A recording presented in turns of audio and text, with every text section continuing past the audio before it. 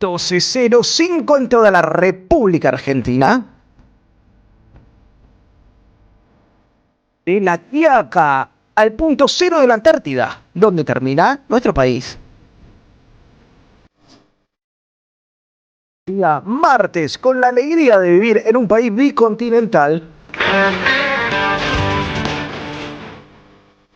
Con la herencia solamente óptica de Mario Pergolini, que la verdad poco reivindicable personaje.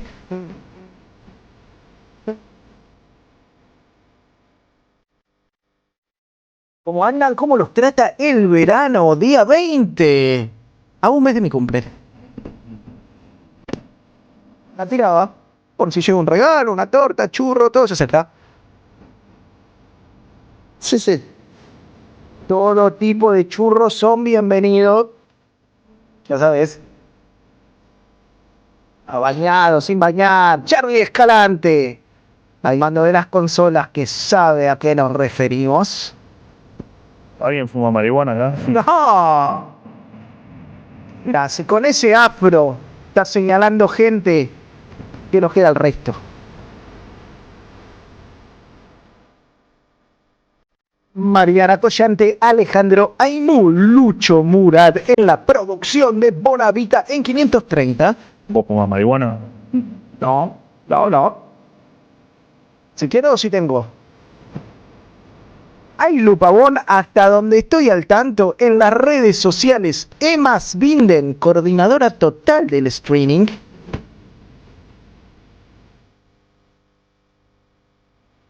(11-3200-0530). Ahí nos escriben mensajes, nos pueden mandar un insulto, una consulta o un haiku, lo que quieran.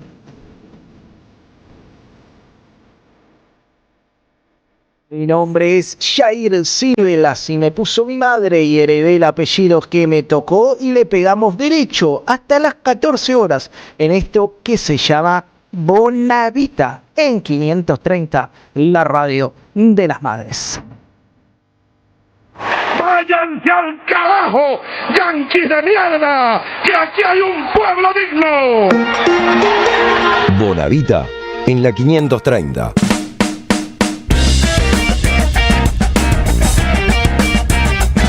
¿Cómo andan? ¿Cómo están, queridos mortales contemporáneos de la Argentina? Viste que hay todo un debate de quién sos contemporáneo, ¿no? Uno es contemporáneo de los que vivieron en la modernidad, por ejemplo. Yo soy contemporáneo de Mariano Moreno. Soy contemporáneo de un muchacho en Senegal que quizá no tiene conexión a internet, o me parezco más quizá a alguien que falleció algunos años antes que naciera yo y que teníamos un entorno cultural similar. Bueno, no me voy a meter en esta discusión, es muy temprano, ¿eh? Este es el problema de consumir muchos lácteos a la mañana, pero bueno. No tengo la suerte que tiene Javo Milei de estar en Suiza, ¿eh?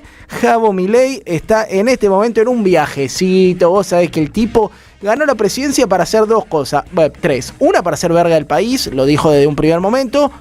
Así todos lo votaron. Otra, para viajar. El tipo tenía ganas de viajar. United States, el Muro de los Lamentos, Davos. A veces Córdoba, le gusta también Córdoba, la provincia más visitada. ¿Por qué será? Y ahora Suiza. El año pasado estuvo en Suiza, en Davos, dejó un discurso tristemente célebre que fue repudiado luego en las calles. Ahora se encuentra frente a los principales mandatarios y empresarios del mundo. Estuvo hablando Emmanuel Macron, que se cruzó unos mensajes con Donald Trump.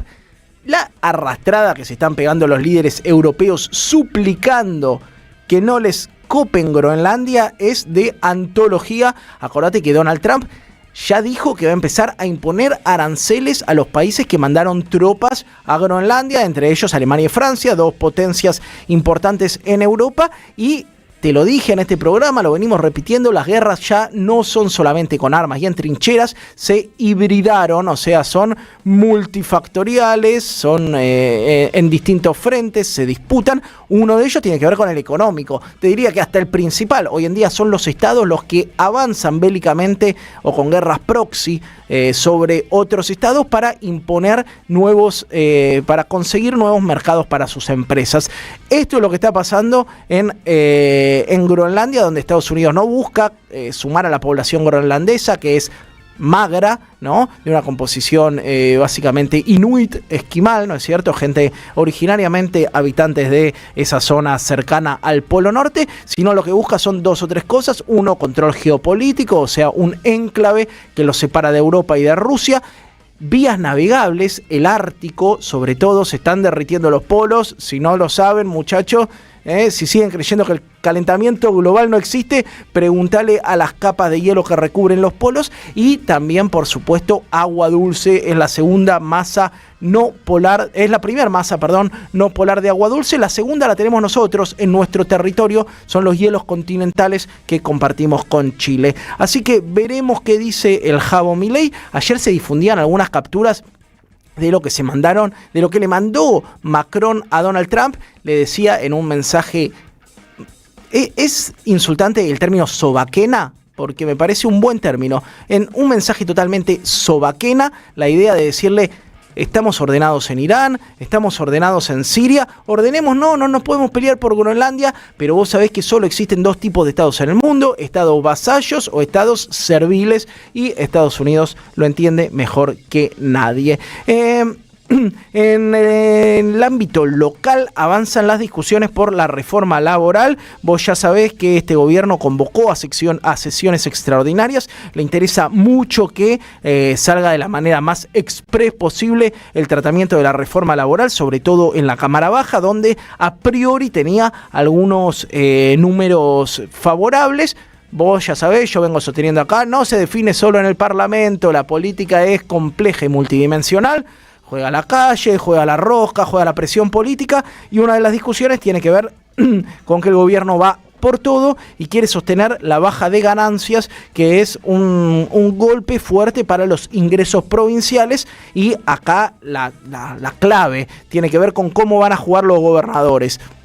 Hubo reunión de Santilli, el Colo Santilli, con Gustavo Sáenz, gobernador de Salta, la provincia con más terrenos extranjerizados, con más tierra en manos de extranjeros, un tipo que se pone un poncho para ser el principal entreguista de la patria, que ya ha acompañado a este gobierno en nefastas iniciativas, que si alguien hizo memoria, hiciera memoria, llegó por el PJ, si alguien hace memoria, después fue macrista, bueno, fue de todos los colores, así que Gustavo Sáenz, servil vasallo de este gobierno, que ya se sentó con Diego Santilli. La pregunta tiene que ver con los gobernadores, de los que tenemos unas expectativas un poco mayores. Digo, mayores sin confiar nada, ¿no? Porque hay 5 gobernadores que tienen coherencia hasta ahora, que es Axel Kicillof, gobernador de la provincia más poblada y productiva e importante, la provincia de Buenos Aires. El otro es Sergio Silioto, gobernador de La Pampa, que ha demostrado un montón de coherencia, que de hecho convocó a los gobernadores a su casa provincial hace poco. El otro es Ricardo Quintela, gobernador de la provincia de La Rioja, única provincia en donde el peronismo ganó en todos los distritos. Tierra del Fuego, Gustavo Melela, en donde tuvo una mala performance, te diría, el peronismo en estas intermedias. En La Rioja se ganó. Y el último, Gildo Infran, el honorable Gildo, que gobierna con un sistema, con el modelo formoseño para el proyecto nacional, una provincia muy postergada, pero también con mucha presencia estatal en salud, en educación, en infraestructura, que tiene producción pública de medicamentos. Se habla muy poco de Formosa y del modelo formoseño. Algún día vamos a estar hablando. La semana pasada te recomendamos ir de viaje a Mendoza. Nos comunicamos con la secretaria de Turismo. Así que bueno, la gran discusión tiene que ver con si van a quitar o no el ítem de la baja de ganancias de la ley que pretenden aprobar el gobierno como reforma laboral, y en ese caso si los gobernadores van a estar acompañándolos o no. La otra pregunta es qué va a hacer la CGT, ¿no? Silencio estampa. Digo, llegamos hasta acá también por responsabilidad de Daer y de Acuña. Daer fue uno de los principales promotores del albertismo. No te olvides que en la legislatura porteña hay una tal Daer, ¿sí? Una legisladora que es Daer de apellido. te imaginás, ¿no? Que trabajó muchos años de hija de y ahora es legisladora. Daer y Acuña, responsables del modelo putrefacto de conducción gremial. Ahora hay 3 nuevos secretarios, Sola, Jerónimo y Argüello. Veremos si tienen la capacidad de movilizar a las bases a la calle. Lo que me decía, hablaba con un dirigente sindical hace muy poquito, la semana pasada, me junté a comer unas porciones de pizza y me decía... hay que ver qué capacidad de adhesión tenés si convocás a un paro con bases que, 1, están muy enojadas con la dirigencia, con bases que 2, están pidiendo un paro hace mucho tiempo y no les dan pelota, y con bases que 3, también están muy permeadas por el discurso libertario, ¿no? Entonces, sumado a una conducción de la CGT, que no voy a ser yo quien devele que está burocratizada, separada de las bases. Tenés a Cavalieri de Comercio. ¿Cuántos años lleva Cavalieri? Te diría que de la democracia para acá está clavado ahí, le intentaron disputar, ganó el gremio de nuevo, un geronte que tiene los salarios rozando el piso de indigencia. ¿Qué pasa con Gastronómico? Lo mismo, un sindicato conducido por lo más nefasto de la CGT. Ahí hay un tema, los sindicatos de servicios, que son los más grandes, son los más serviles. Los sindicatos industriales, uno piensa en la UOM, piensa en el ESMATA, piensa incluso en Aceiteros, como un sindicato muy importante, son quizás los más combativos, los que están diciendo, muchachos,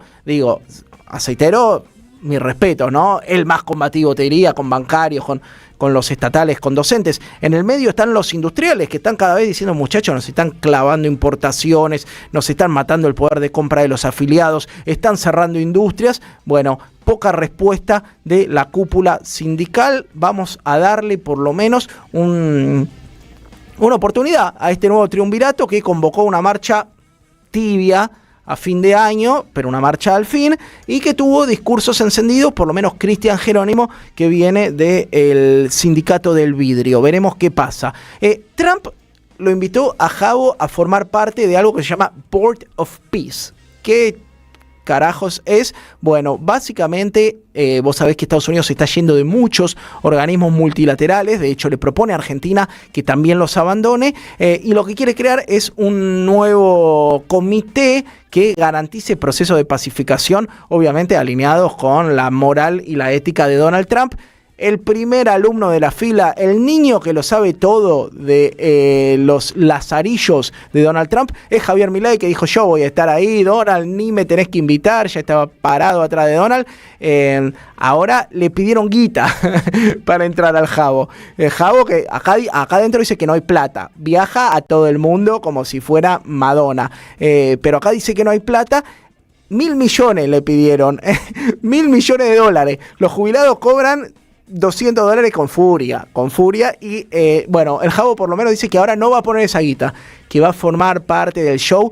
Lo preocupante, digo, me lo tomo con un poco de ironía porque el mundo está muy jodido, pero lo preocupante de este Board of Peace que propone Donald Trump es que tendría la tarea de llevar una solución para Gaza. Vos ya sabés que Donald Trump fue el principal cómplice del genocidio que llevó adelante Israel en los últimos 3 años, ya te diría. Después, 2 cosas más que te quería contar, sumado a lo de Santilli y las negociaciones. Un dato que pasó desapercibido, en el Grito del Sur lo levantamos. Si tienen ganas, síganos, @elgritoDelSur, un medio joven, digital, picante, para ir a disputar también en las redes. Lo subimos hoy. 5ª muerte en un mes en el ejército. ¿Se acuerdan el caso que contamos de el muchacho que era del regimiento de granaderos, que trabajaba en la Quinta de Olivos, que se quitó su vida, ¿no? Un pibe muy joven, endeudado. El objetivo, obviamente, en esta radio nunca es hacer carroña de los sucesos que pasan en la realidad, menos cuando tienen que ver con vidas humanas, pero te da una mirada, un panorama de lo que se está viviendo en las Fuerzas Armadas de nuestro país, donde la vicepresidenta es una tipa que llegó, bueno, todos sabemos que llegó porque era la que le controlaba los esfínteres a Videla, ¿no? Pero se vendía como malvinera. Bueno, es la vicepresidenta de un gobierno que pide la autodeterminación de los kelpers, o que quiere escuchar la opinión de los colonizadores, la vicepresidenta también se vendía como una mina del ejército, una mina de la familia militar. Bueno, básicamente hoy un paracaidista del ejército está ganando 1.100.000 pesos. Un paracaidista, no te digo el pibe que barre o el que abre la puerta o el que le da de comer a los caballos. Un tipo de altísima calificación no llega al 1.200.000 pesos. Bueno, ¿qué querés que hagan? Es una vida muy jodida porque es una vida de servicio, es una vida, bueno, mal remunerada, en donde muchas veces te movilizan de un lado a otro, y estos datos son la evidencia de lo complejo que está la situación en las Fuerzas Armadas de nuestro país. Vos ya sabés, yo soy de la idea de que necesitamos Fuerzas Armadas fuertes, nacionales, industrializadas, de punta, con armamento. Digo, estamos en un mundo cada vez más belicista y acá las buenas intenciones no son prenda de negociación para nada. No es lo que estaría pasando, a pesar de la retórica belicista y el chauvinismo de Victoria Villarroel. Última que te sumo, preocupación en el sur porque vuelven algunos focos de incendios, sobre todo en la provincia de Chubut. Desde acá, nuestro abrazo grande a la gente de El Hoyo, de Puyén, cerca de Puerto Patriada. Bueno, la verdad, gloriosa la labor de los brigadistas, encomiable la labor de los bomberos que están laburando ahí, combatiendo las columnas de fuego. Esto es Bonavita en 530. Si quieres comunicarte con nosotros, recontra fácil, 11 3200 0530. Nos puede decir algo lindo, algo feo o algo intermedio. Yo leo todo sin censura previa, más que la de mi propia ética. No le cuenten a Bonavita esto nada más. Quédate, que hasta las 14 hacemos este programa radial en la AM530, la radio de las madres.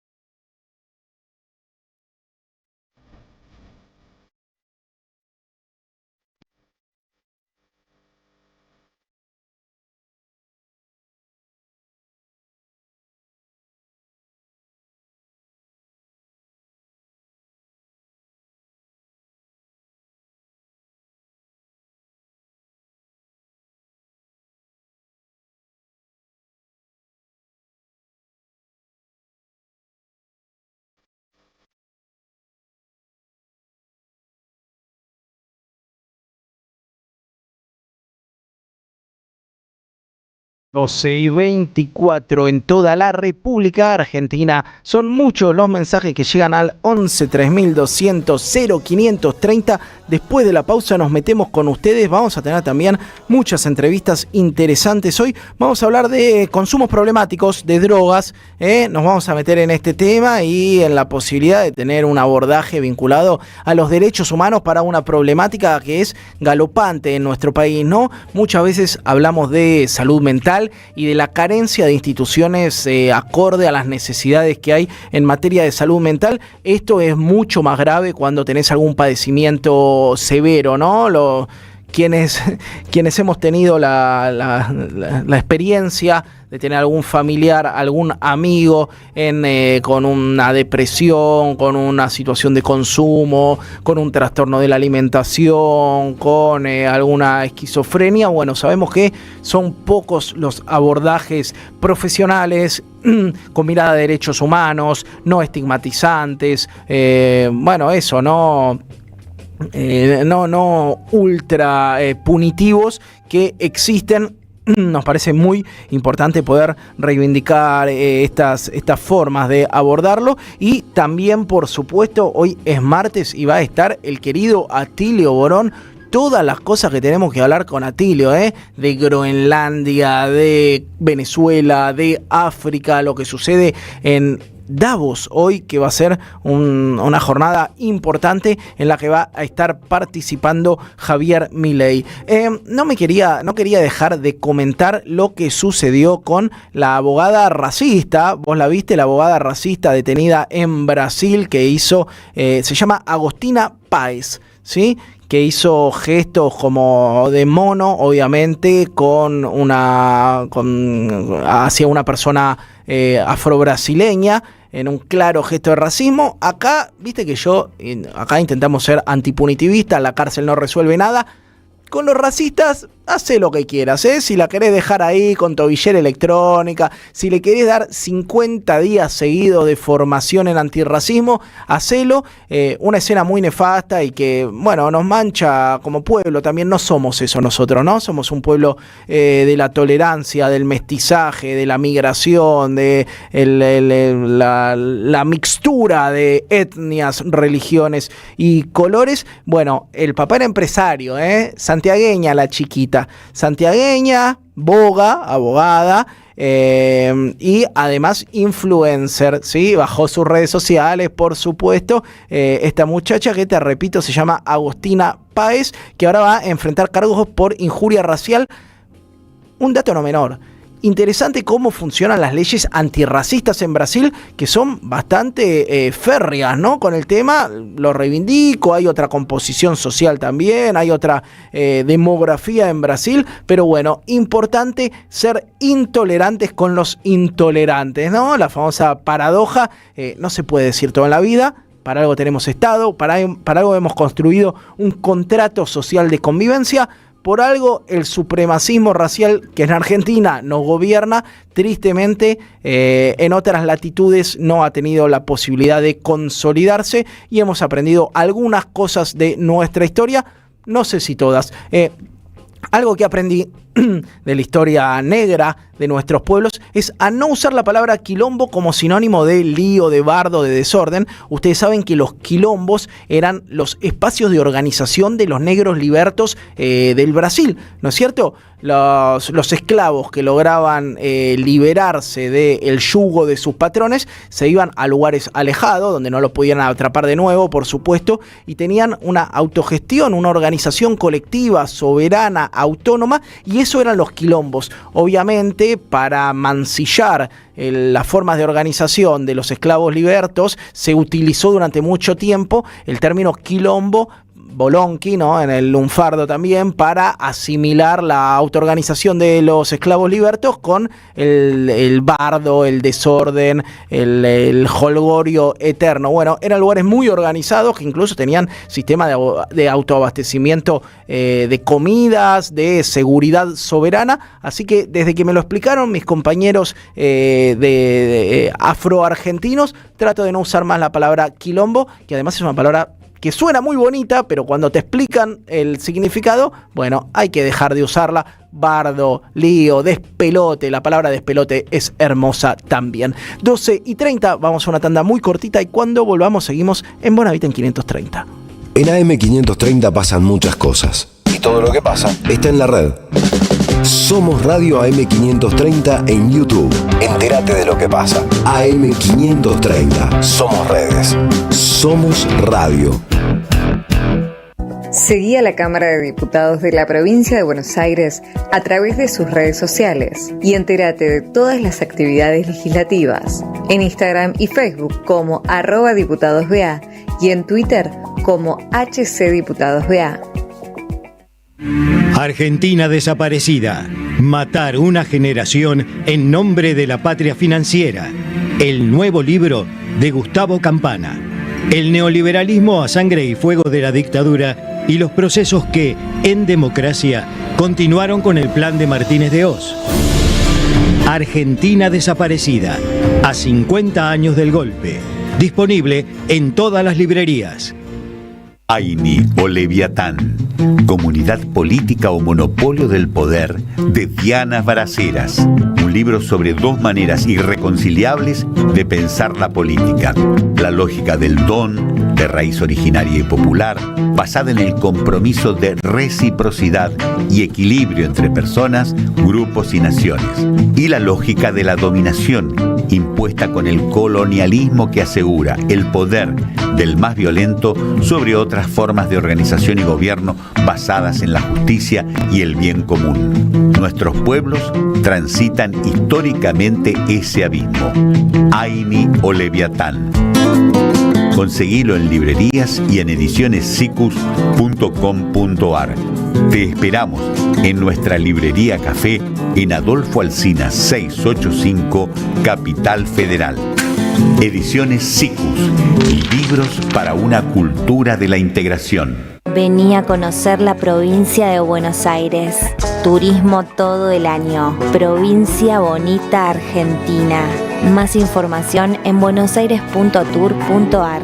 Gobierno de la provincia de Buenos Aires. Teatro Picadero, un espacio de arte y encuentro. Reí, pensá y emocionate. Vení a nuestro restaurante y completá la experiencia. Consultá la cartelera en teatropicadero.com.ar.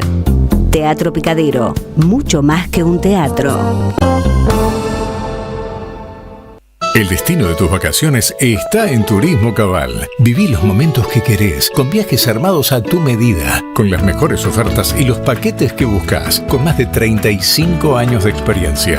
Entra en www.turismocabal.com.ar y encontrá las vacaciones que necesitas. Turismo Cabal, seguridad en viajes.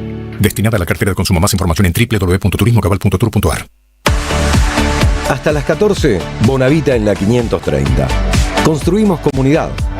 Buscamos la verdad. Siempre.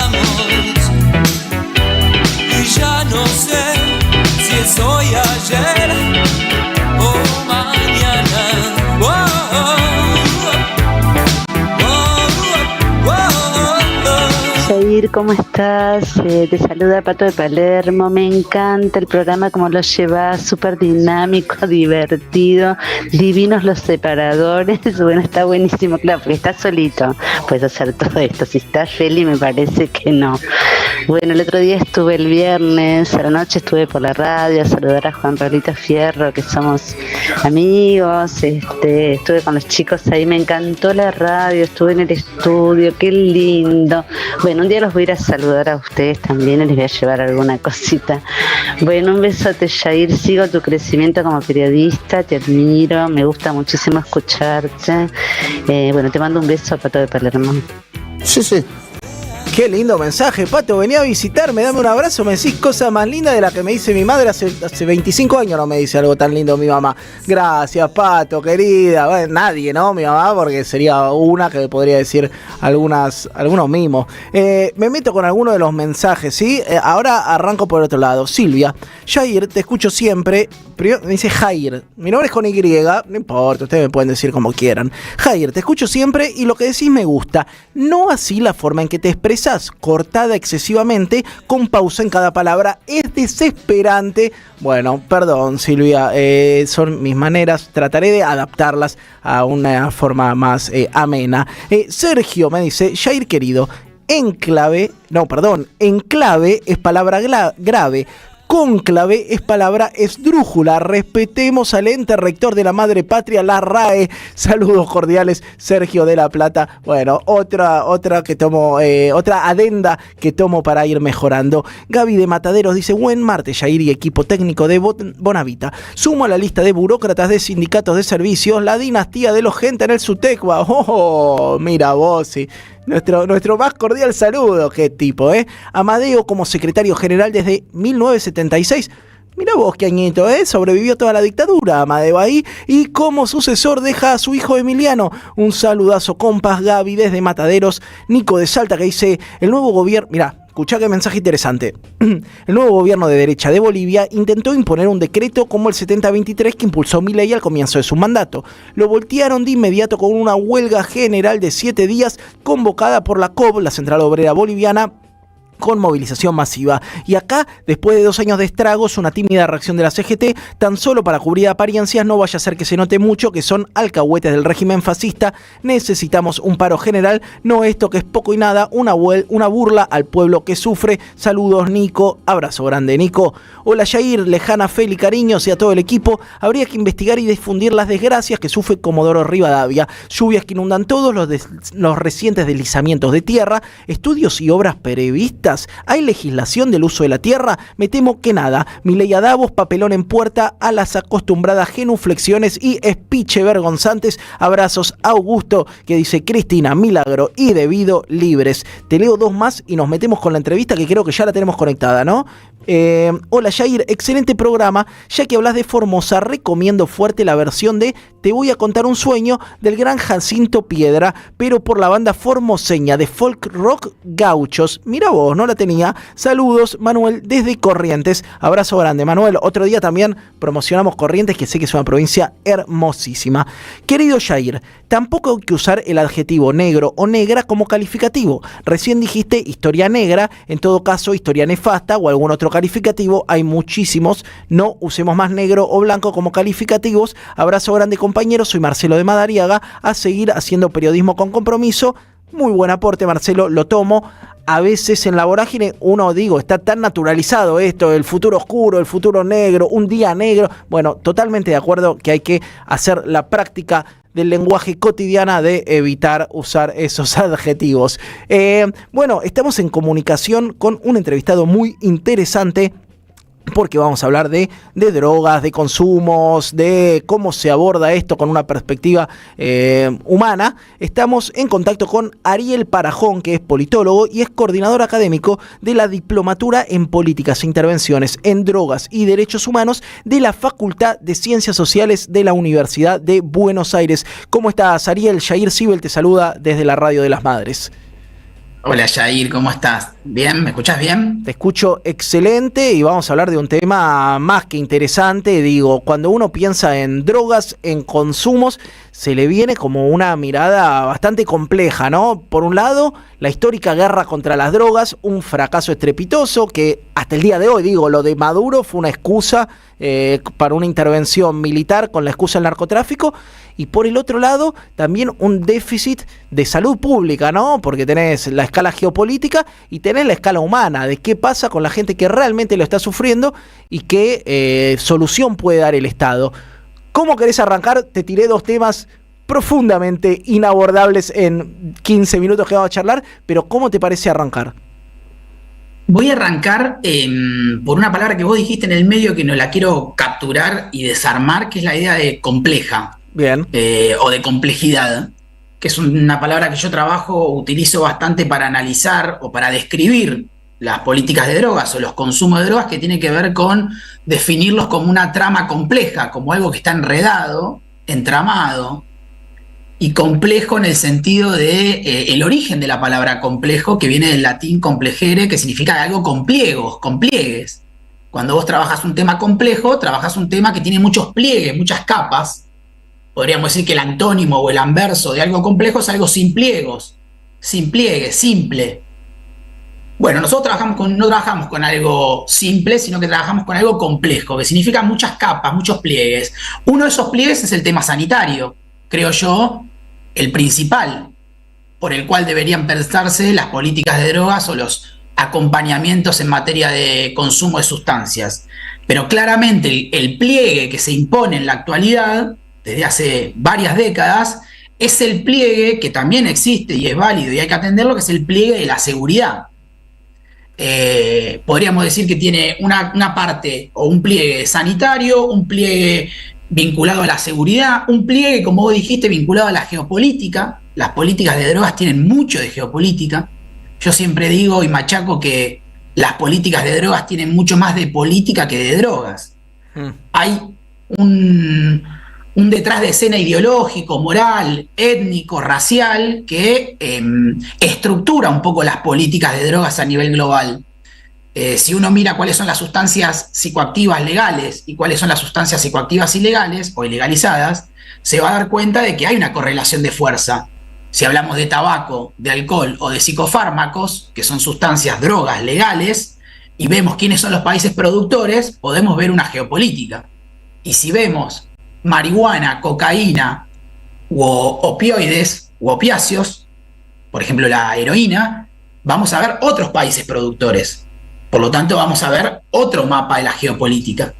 Entonces, lo que se expresó tanto en Venezuela con la idea del narcoterrorismo o la persecución a Nicolás Maduro como líder de un cártel de drogas, etcétera, usar el ariete del narcotráfico como elemento de control social no es algo nuevo, se viene usando hace casi 100 años en el mundo entero. Y además hay un problema existencial, un problema de época muy atravesado por la salud mental, por el aumento de los consumos problemáticos y por los padecimientos o por las angustias que tiene vivir en este mundo. Entonces tenés un aumento de la ansiedad, un aumento de la depresión, un aumento de los dolores físicos, un aumento del agotamiento del cuerpo humano, que muchas personas aplacan, acompañan o aminoran en el uso de sustancias.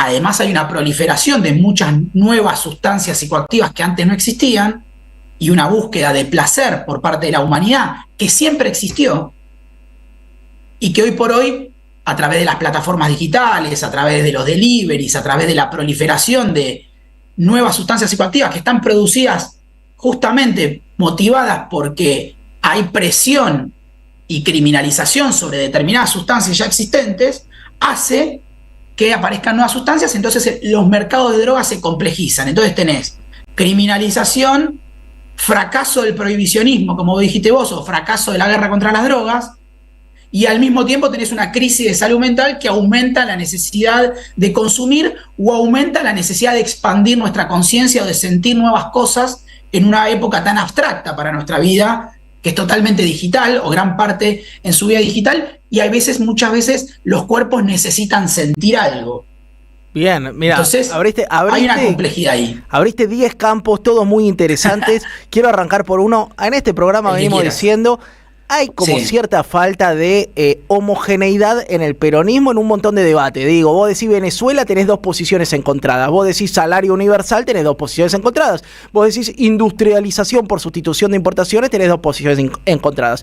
Vos decís drogas o consumos problemáticos, también depende cómo lo nombres, tenés un sesgo y tenés posiciones encontradas. Tenés una posición un poco más prohibicionista, si querés, ¿no? Hay que sacar la droga de los barrios, ni un pibe menos por la droga, quizá incluso vinculada a la última gestión del Cedronar, y tenés una posición más vinculada a la reducción de daños, ¿no? O sea, nunca vamos a poder dejar de que limpiar el país de droga, la gente va a seguir consumiendo. ¿Cómo intervenimos en ese sentido? ¿Dónde te parás vos y cómo ves esta complejidad con dos miradas, no sé si antagónicas, vos me dirás, pero dos miradas divergentes que conviven dentro del movimiento popular argentino? Me encanta la pregunta, me parece clave. Yo me ubico en el paradigma de la reducción de riesgos y daños y de la salud mental con perspectiva comunitaria en amparo o en defensa de la Ley Nacional de Salud Mental, que en su marco normativo contempla que los consumos de drogas son un asunto de salud y que deben ser abordados desde el paradigma de la reducción de riesgos y daños. Ahora, dentro del campo popular, evidentemente hay una discusión que todavía no se da de manera sincera y frontal sobre todo hacia los usuarios de drogas. Déjame complementar algo de lo que vos decías, Jair. Drogas, sustancias psicoactivas = drogas, siempre existieron en la historia de todas las culturas de la humanidad y siempre van a existir. No existe un mundo sin drogas. Es una quimera. Es falso. Es falso de toda falsedad. El ser humano usó sustancias psicoactivas desde que existe como homínido, como Homo sapiens. De hecho, hay teorías y hay hipótesis que desarrollan que la propia constitución del Homo sapiens se desarrolló también en la experimentación y la prueba con sustancias psicoactivas existentes en la naturaleza que permitieron desarrollar parte de nuestro cerebro y de nuestra propia concepción del cuerpo humano. Primer punto. Entonces, drogas va a haber siempre. Ahora, ¿qué hacemos con esas sustancias? ¿Las prohibimos o las regulamos? De hecho, hay drogas que están reguladas. El tabaco, el alcohol, los psicofármacos, el café. Son sustancias psicoactivas y están reguladas. No hay un crimen organizado en la distribución del café. Existió. Lo mismo existió con el alcohol, pero hoy por hoy las bandas narcos no se matan y generan violencia en el tráfico o en el comercio de alcohol. De hecho, no tenemos tantas muertes por consumo de alcohol trucho o consumo de alcohol adulterado. Sí tenemos fallecimientos y problemas de salud por consumo de alcohol legal. Pero hay otros riesgos vinculados a la clandestinidad que con la regulación del alcohol, del café o de los psicofármacos o del tabaco pudieron ser solucionados. Entonces, primer tema, drogas va a haber, yo creo que hay que regularlas, ¿sí? Y además al mismo tiempo hay tres palabritas que en esa introducción que vos hiciste yo quisiera desmenuzar vos, entramar, ahí, enganchar una con la otra. Primero hay una cuestión vinculada a lo jurídico y al usuario de sustancias. El imaginario construido por el prohibicionismo y la guerra contra las drogas de que el usuario o la usuaria es parte del eslabón de la cadena de tráfico ha fracasado. Capturar, encarcelar y criminalizar a los usuarios de drogas no logró desarmar los cárteles o el crimen organizado que está atrás del tráfico de sustancias. Claramente. Entonces lo primero que tenemos que hacer es despenalizar, porque además ya lo dijo la Corte Suprema de Justicia en el fallo Arriola, ya lo dijo en su momento en el fallo Basterrica en 1986, penalizar al usuario no sirve, sino que entorpece el proceso de salud, porque si esa persona tiene una duda, una consulta o un problema de salud y usó una sustancia ilegalizada, él mismo, porque la ley lo dice, está ubicado en el campo de la ilegalidad, entonces no va a pedir ayuda. Está ubicado como un delincuente, entonces piensa que está cometiendo un delito. Entonces, en lugar de ir a preguntar, che, me siento mal porque tomé cocaína, y preguntar en el servicio de salud, prefiere callarse o quedarse encerrado en su casa o en el lugar donde esté consumiendo la sustancia. Entonces, la criminalización, la penalización del usuario está demostrado científicamente, estadísticamente, que aleja a las personas que tienen o que pudiesen tener un consumo problemático del servicio de salud. Por eso la Ley Nacional de Salud Mental plantea que los consumos problemáticos son un asunto de salud. ¿Qué hace la Ley de Salud Mental? Trata de quitar del campo penal un tema que debe ser abordado por el campo sanitario. Si vos tenés un problema de salud, no te puede atender un policía, te tiene que atender un profesional del sistema de salud. Entonces, primer acción que debería llevar adelante y que creo que el campo popular debería iniciar una discusión necesaria es la despenalización de la tenencia para consumo personal. Y después, lo que se tiene que discutir es, bueno, ¿qué pasa con la legalización de esas sustancias? ¿Cuáles son las sustancias legales y cuáles son las sustancias legalizadas? Yo creo que se tiene que ir legalizando progresivamente algunas sustancias psicoactivas. Por ejemplo, iniciar con el cannabis, que es una sustancia que ya a nivel medicinal comenzó a legalizarse y a regularse, pero para uso adulto todavía está criminalizado. Y de hecho hay cultivadores y usuarios que siguen siendo encarcelados, amenazados, estigmatizados por esa práctica social de usar o de cultivar cannabis. Ariel, y si lo escuchás, perdón que me meta ahí, pero si lo escuchás a Gustavo Petro, Sí. digo, el presidente de un país, no es un tipo, un experto en consumos problemáticos, no es un conductor de la radio de las madres. Gustavo Petro va más allá y dice, hay que despenalizar todo. Digo, ¿por qué tenemos legalizado el whisky y no la cocaína o los opiáceos? Totalmente, yo estoy de acuerdo. Hay que despenalizar la tenencia para consumo personal de todas las sustancias, porque el acto, la conducta de usar una sustancia no puede ser interpretado como un delito. Si en todo caso la persona se está haciendo un daño a sí mismo, tiene que ser asistido por el sistema de salud. Ahora no te van por a el decir, sistema de seguridad. vamos a polemizar, porque te van a decir, bueno, claramente también hay un sesgo de clase, ¿no? Porque una cosa es vos estar fumando porro o tomando una rola si te vas a bailar, si sos un pibe que vive en Almagro y vuelve y la mamá le prepara la comida, y otra cosa es consumir cuando estás en un entorno hostil, donde no tenés una protección, una contención familiar, donde el Estado te soltó la mano. ¿Cómo se responde a eso? La primera discusión ahí, o la primera respuesta es, sea la sustancia que sea, haga la acción que haga esa persona, en términos de su propia salud y de su propia libertad y de su propia condición humana, es un asunto del campo sanitario. Incluso, sobre todo para los sectores populares, que ya tienen una historia de que el poder los estigmatiza, los criminaliza, los prejuzga, lo que tenemos que hacer es quitar del campo penal esa imagen de que el estereotipo de que la persona que usa drogas es un delincuente, porque es falso. Es falso estadísticamente, ¿sí? Estadísticamente es falso. Entonces, toda persona que use una sustancia psicoactiva no puede ser considerada un delincuente. Tiene que ser considerado en todo caso un sujeto de derechos y debe ser asistido por el sistema de salud en el caso de que lo necesite, porque déjame decirte algo, la mayoría de las personas que usan drogas en todos los estratos sociales, tanto a nivel nacional como una estadística a nivel global, no tiene un consumo problemático. Claro. Solamente digo en términos entre comillas, porque si uno lo mira en la escala general del 100% está bien decir solamente. Pero solamente entre el 15 y el 17, 18% de la población que usa sustancias, del total que usa sustancias, manifiesta un consumo problemático, o sea, una adicción.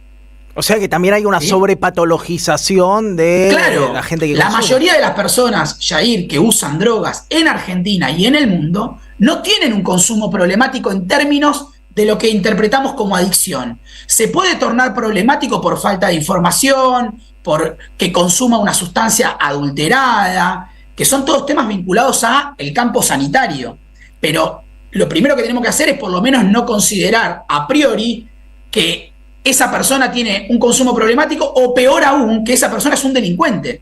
Claro, que son las recetas que nos trajeron hasta acá. Che, están llegando un montón de mensajes, lo voy a leer después de la entrevista para aprovechar el tiempo. Recuerdan a Fleco y Male por acá, bueno, hablan del LCD, hablan de la ley seca, muchísimas. No vamos a llegar a preguntarle todo a Ariel, ahora contamos que si les interesa el tema, hay una formación de primer nivel en la Facultad de Ciencias Sociales de la UBA para poder darle continuidad y profundidad a lo que podemos abordar acá en 15-20 minutos, pero sí me quedo con esto. Hablabas de la ley de salud mental, sin duda es una herramienta de avanzada en Argentina, pero hay un gap, un salto, una distancia gigante entre lo que dice la ley y lo que existe como dispositivo de atención, ¿no? Uno tristemente piensa que el dispositivo de atención más accesible, sobre todo, y no solamente para clases populares, el dispositivo de atención hay o uno que te llena de pastillas o uno que te evangeliza, más o menos, ¿no es cierto? Que son casi, digo, sin tener un conocimiento profundo del tema y aprovechándote a vos, uno lo que ve es, bueno, hay dos formas, o te empastillás y sos casi planta, o te subís a vender pepas al tren con la Biblia en la otra mano. ¿Qué pasa con los dispositivos de atención para gente que le está pasando mal con este tema? Primero hay que decir una cosa, que el presupuesto nacional por ley, en la Ley Nacional de Salud Mental, estima que el 10% del presupuesto que va para el sistema de salud, o sea, para la salud del país, de ese porcentaje, el 10% debe ir a salud mental. Eso dice la ley. Y al día de hoy nunca se cumplió. Entonces, para juzgar una ley, si funciona o no funciona, primero hay que financiarla. Algo que el Estado Nacional, en la actualidad, se ha retirado por completo. En el caso de la provincia de Buenos Aires, gracias a Dios, tenemos un gobierno que acompaña la reforma en salud mental y financia por demás estrategias de salud mental con un enfoque comunitario, pero no es la realidad de todas las provincias y no es la realidad del país. Entonces, primero, para poder evaluar si una ley funciona o no funciona, hay que cumplir con el financiamiento. Después, al mismo tiempo, también hay que entender que la Ley Nacional de Salud Mental se sancionó en el 2010, se reglamentó en el 2013 y estamos en el 2026 con una crisis de salud mental a nivel internacional, con la demanda en un aumento exponencial. Entonces, si no se ajusta el presupuesto a la realidad de la crisis en salud mental que hay, que no es solamente por consumos problemáticos, sino que es mucho más amplia que los consumos problemáticos, pero los consumos problemáticos forman parte de los temas de salud mental, bueno, ahí tenemos que hacer una actualización. Yo creo que la ley funciona, tiene un buen enfoque, es un buen encuadre, ahora hay que financiarla. Y obviamente en el medio hay encuadres o paradigmas distintos que pueden ser contemplados en la ley, de hecho los contempla. Hay algunos más de tipo comunitario, hay algunos más de tipo, como vos decías, esto de el fármaco y que te dejan tipo planta, lo que en salud mental le decimos chaleco químico y demás. Esas maneras son las que trata de reformar la Ley Nacional de Salud Mental, planteando un enfoque comunitario, un enfoque donde el usuario de sustancias o el paciente en salud mental en general tenga la posibilidad de desarrollar una autonomía progresiva en su propia vida, tenga capacidad de reinsertarse en la sociedad y tenga la posibilidad de ser acompañado por la comunidad en lugar de ser estigmatizado. Y después, en otro extremo o en otra punta de los distintos paradigmas que rodean a las formas de abordar los temas de salud mental y específicamente de consumo problemático, efectivamente hay presencia de distintos credos religiosos que uno puede estar de acuerdo o no, de alguna manera acompañan, de alguna manera alojan algo que por momentos los estados se retiran, sobre todo el Estado Nacional. Y ahí aparecen las iglesias, aparecen los movimientos sociales, aparece parte de la red comunitaria que sería ideal que sea apuntalada por el Estado. Obviamente, siempre, por lo menos desde mi punto de vista, creo que el órgano rector y la política en términos de rectoría la tiene que tener el Estado sin injerencia protagónica o sin injerencia primordial de un credo religioso o de una orientación política. Lo que tiene que estar ordenado es salud pública y derechos humanos. Claro. Como el encuadre que tracciona la política pública. Y después, quienes tengan más adhesión a un credo religioso y les sirva, buenísimo. A los que les interese más tener una estrategia de reducción de riesgos y daños y no tan abstencionista, excelente. Yo soy de la idea de que tienen que estar todos contemplados siempre y cuando respeten el marco normativo, respeten los derechos humanos y respeten sobre todo un enfoque de salud pública con una idea de comunidad organizada, como una idea de una comunidad que teja vínculos, que acompañe y no que estigmatice. Bien. En ese marco es necesario, además de defender la ley de salud mental, cambiar la ley de drogas, porque si seguimos pensando que los usuarios de drogas son delincuentes y al mismo tiempo fomentamos el consumo desmedido de todo tipo de objetos en una sociedad de consumo como la que estamos, es contradictorio. Y al mismo tiempo le estamos generando un caldo de cultivo para que el crimen organizado se siga desarrollando y sobre todo las potencias políticas, geopolíticas, utilicen como ariete para control social en los territorios y vulnerar la soberanía nacional a la política de drogas con una excusa que en realidad no quiere acabar con los consumos de drogas, porque las potencias son los principales consumidores, sino que lo que quiere es controlar territorios. Entonces también por una cuestión de soberanía nacional deberíamos cambiar la política de drogas y sobre todo el peronismo, que se arroga la soberanía nacional, la soberanía política, la independencia económica, debería pensar en una nueva política de drogas.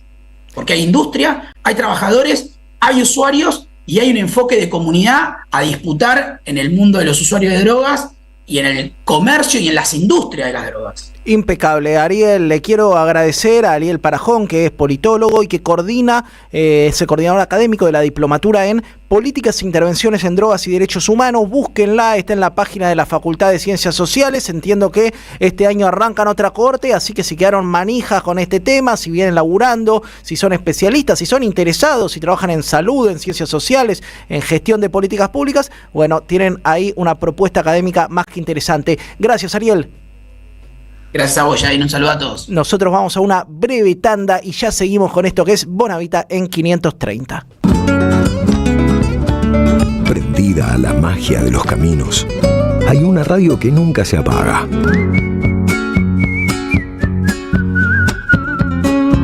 Porque es demasiado aburrido seguir y seguir la huella. Prende la radio. Prendete. AM530. 20 años. Somos radio. Somos comunidad.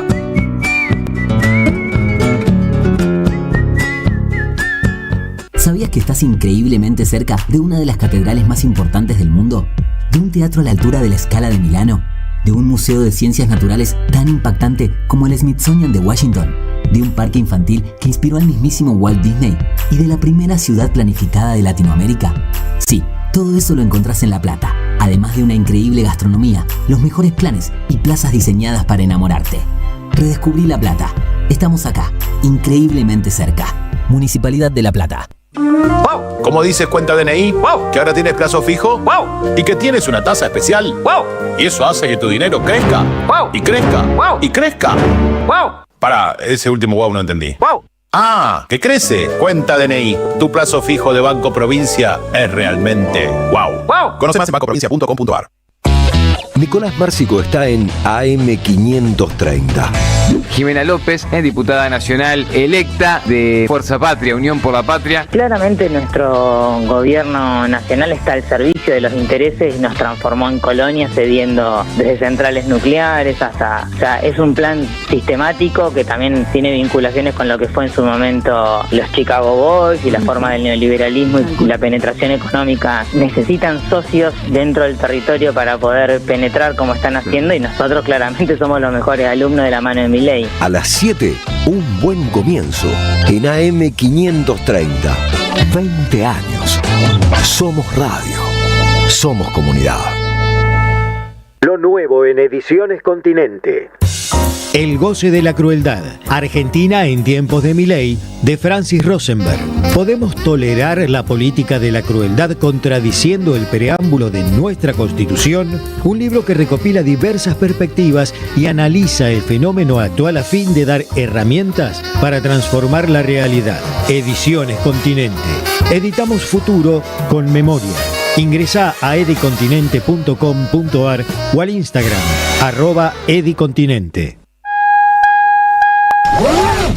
Gracias, mami. Escuchar este mensaje te toma más tiempo que abrochar tu cinturón o la sillita de tu hija o hijo. Un clic que salva. Ministerio de Transporte, Gobierno de la Provincia de Buenos Aires. Te esperamos en el Centro Cultural de la Cooperación Floreal Gorini para disfrutar de teatro, danza, música, espectáculos para las infancias, conferencias y presentaciones. Podés compartir un rico café o leer un buen libro en la calidez de nuestra planta baja. Recorre nuestra agenda en www.centrocultural.coop y seguinos en las redes sociales. Comprando las entradas con tarjeta Cabal Crédito o Débito accedes a un 50% de descuento. Centro Cultural de la Cooperación Florial Gorini, Avenida Corrientes 1543, Ciudad de Buenos Aires. Una experiencia cultural y cooperativa.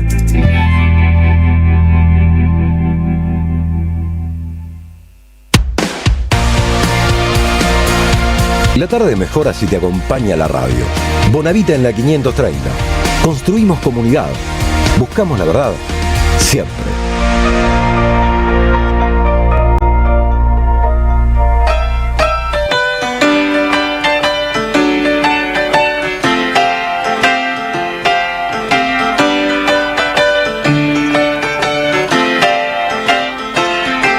Recoge tus cosas y largo de aquí. En nombre de Cristo no quieras seguir. Si nadie me acepta, ok, ya me iré. Estoy esperando que llegue mi tren.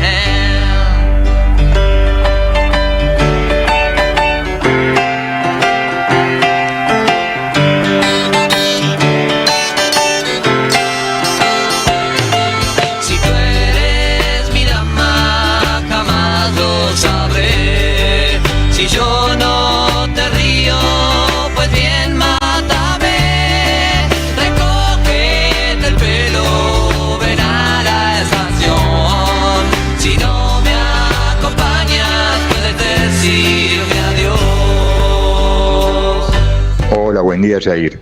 Bueno, escuché un mensaje ahí de alguien que dijo que no usemos la palabra negro. El negro es negro, es la raza negra. Es como decir a los sordos hipacúsico. No, la enfermedad es sordera. Es así. No es una mala palabra ser negro, ni blanco, ni amarillo. Bueno, muchas gracias, César.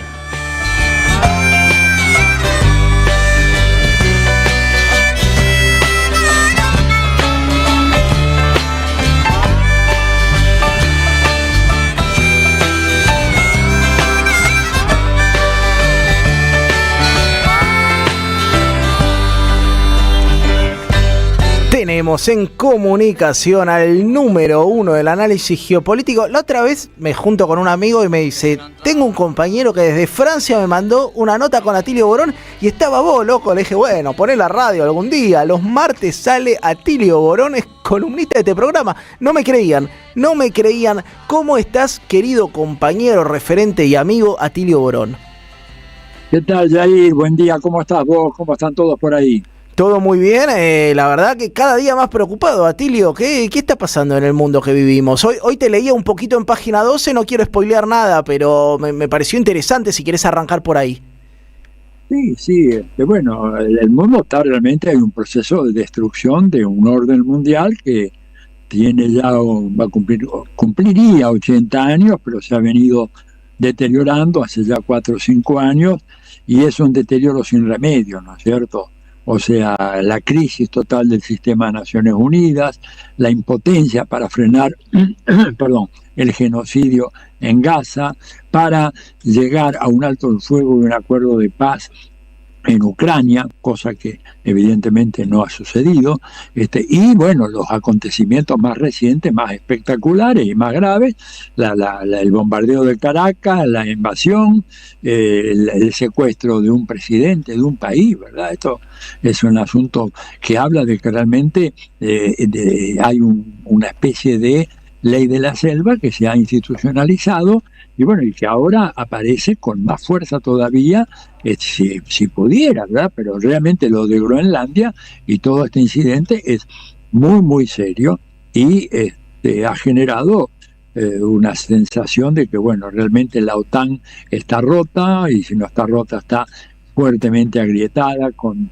enormes dificultades para recomponerse a futuro, y ya viste el intercambio de cartas entre el premier noruego, ¿no es cierto? Y Donald Trump. Y Donald Trump, digamos, es un tipo que no tiene super yo, como dirían los psicoanalistas. Dice lo primero que se le pasa por la cabeza, porque en la respuesta, ¿no es cierto?, que le da al primer ministro laborista de Noruega, un tal Jason Store, le dice: querido Jonas, dado que su país decidió no darme a mí el Premio Nobel de la Paz, a pesar de haber parado 8 guerras, ya no siento más la obligación de pensar en términos abstractos y solamente sobre la paz, y lo pone con mayúscula, sino que ahora lo que voy a hacer es pensar exclusivamente en términos de lo que es bueno y propio para los Estados Unidos de América.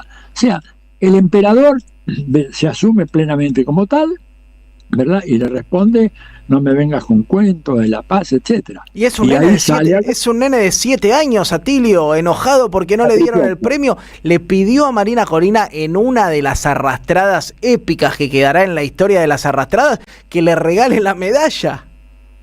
Sí, y la otra fue, la puso en un marquito, en un cuadro, y se la regaló. A todo esto los noruegos están que se la quieren comer cruda, hablando así vulgarmente, a María Corina Machado, porque dice que ese premio no se puede regalar, no es para obsequiar, no es así, ¿verdad? Es algo que es solamente para ella. Probablemente se lo quiten, pero yo le diría a los noruegos, que están tan indignados ahora, que ellos fueron parte de un plan tendiente a provocar el cambio de régimen, como decía Estados Unidos, en la República Bolivariana de Venezuela. Y como les falló, ahora se enojaron, porque no tienen ni cambio de régimen en Venezuela, y Donald Trump no tiene la medalla que había venido buscando durante tanto tiempo.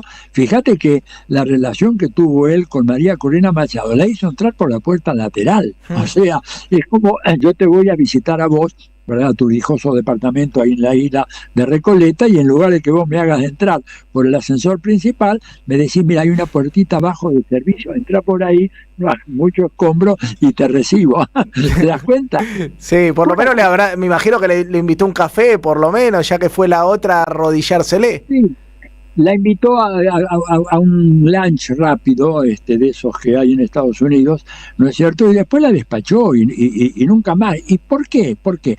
Bueno, porque yo creo que los tipos de la CIA, que realmente están hace años trabajando en la mayoría de nuestros países, le habrá dicho: mire, esta señora y su gente no pudieron haber ganado las elecciones aquellas, más allá de la discusión que pueda haber sobre las actas, sí o no, pero no tiene capacidad para convertirse en una lideresa y mucho menos dirigir un país como Venezuela en este momento. Por eso Trump la desechó. Si el informe de la CIA o los informes hubieran dicho: mire, es una lideresa de primer nivel, es extraordinaria, es, suponete, una Claudia Sheinbaum, ¿no es cierto?, o mismo una Xiomara Castro, o mismo una Cristina Fernández, le hubieran dicho: bueno, negocie con ella y punto. Pero no lo es. Se nota realmente toda la farsa que armaron con las elecciones, etcétera, más allá, digamos, de cómo se procesó la información sobre todo esto. Pero la cuestión es que ahora los noruegos están muy enojados con ella, aparentemente quieren quitarle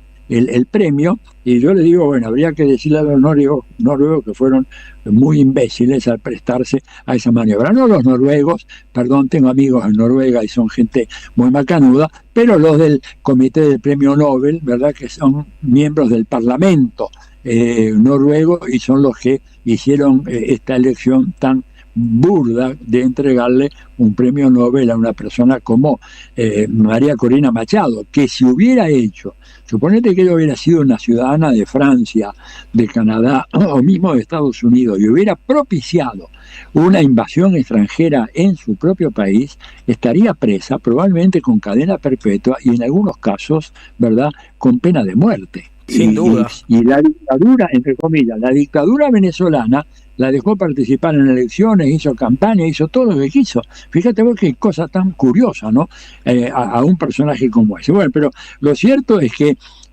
Trump está realmente, como decís, como un niño malcriado, un millonario caprichoso, y ya le dijo a los dinamarqueses algo que nadie le había dicho antes. Dice: ustedes al fin y al cabo no tienen ningún derecho de propiedad sobre Groenlandia, lo único que tienen es que y mandaron un barco allá que llegó hace 300 años, ¿no es cierto? Y nada más.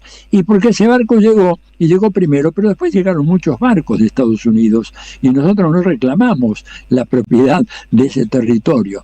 Digo, es una locura el nivel en el cual se están procesando hoy la política internacional. Jair y amigos y amigas que están escuchando, es algo nunca visto, ¿te das cuenta? Y a que ti, te digan una cosa así. Te interrumpo ahí para llevarte un ejercicio prospectivo. Es muy difícil hacer prospectiva en este mundo porque creo que ni vos ni yo hubiéramos dicho que este tipo se iba a animar a bombardear Caracas y hacer la masacre que hizo. Bueno, la verdad nos lleva también a repensar con quién estamos enfrentándonos. Te quiero preguntar, ¿qué escenario ves que puede pasar en Groenlandia? Porque todas las alertas después de lo de Venezuela se disparan.